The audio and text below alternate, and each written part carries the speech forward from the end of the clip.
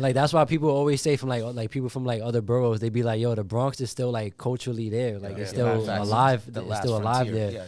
Yeah, like even where we are right now, like, you know, people say that's so bro, and because it's like supposedly being gentrified and shit, but like there's still culture here. It kind of it is, but the fact that we got guys like you still culture doing it keeping the culture going, culture alive, keeping it alive, keeping it alive, and us being here, you know, is us planting our flag, you know.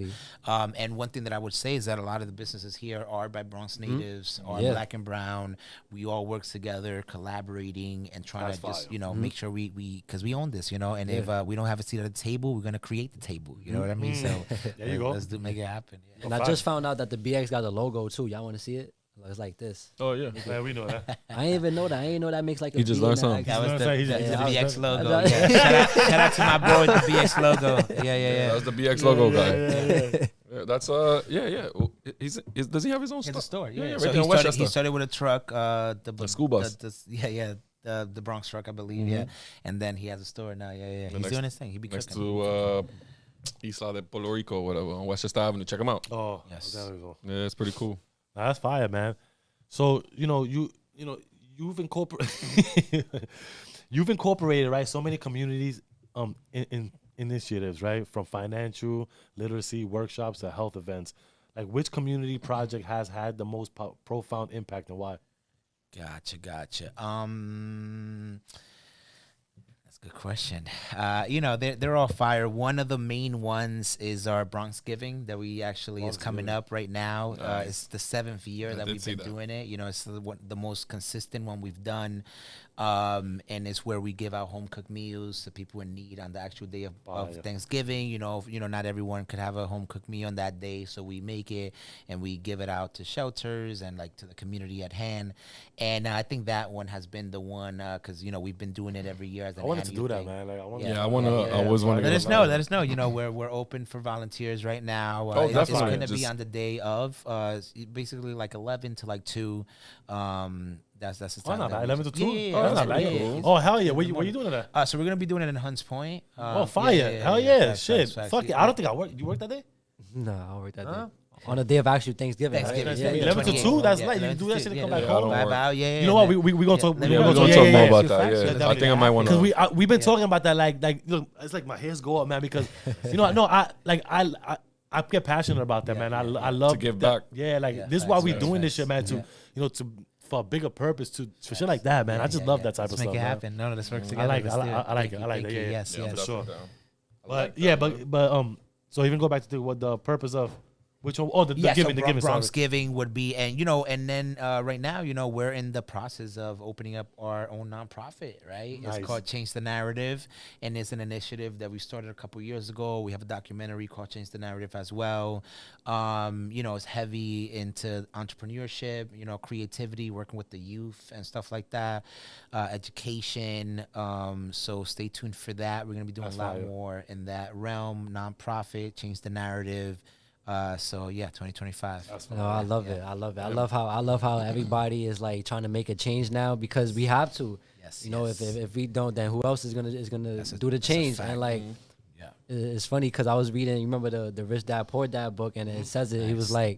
He was like, yo, like the advice that we get before was just go get a job, stay in school, get good grades. But it's like, how your parents, shout out moms to how she told you to like, yo, just keep your creativity, and that right there, that's all a child needs. Yes. And once we learn that from young, is up from there. Nice, that's it, just man. We got this. Stay creative, and bro, just do whatever you want to do. And even during those creative moments, like, where you left like trying feeling like you wanted to give up.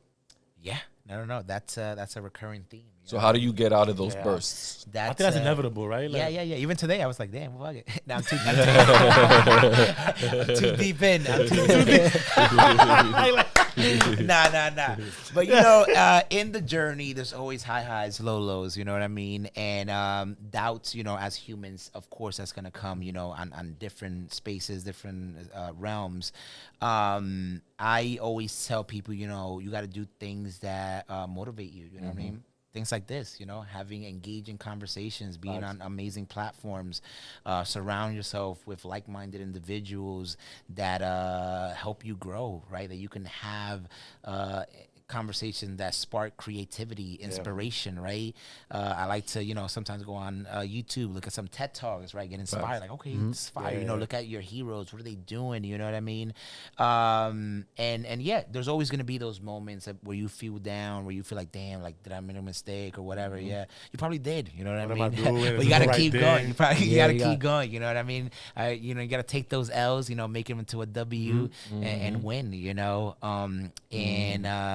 all the time, as humans, and me talking as a human, I get those things where I'm like, yo, what the fuck, but you know what? I'm gonna share that with you.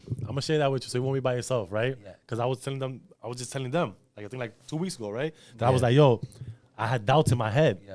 You know what I mean? Like fuck, man. Like was with the whole this whole podcast. I'm not gonna lie. Yeah. Right? I told you, right? And it was like, nah, snapped out. Like, but you know what was our response to that shit?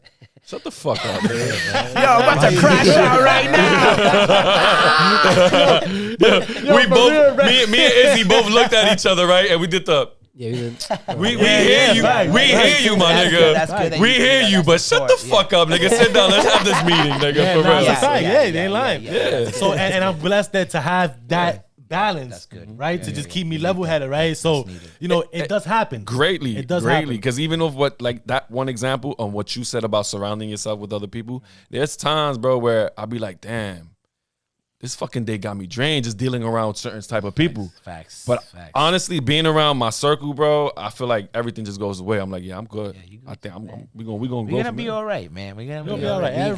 Which is kind of fire. I actually got a new tattoo. I got a new tattoo. It says, I'm okay.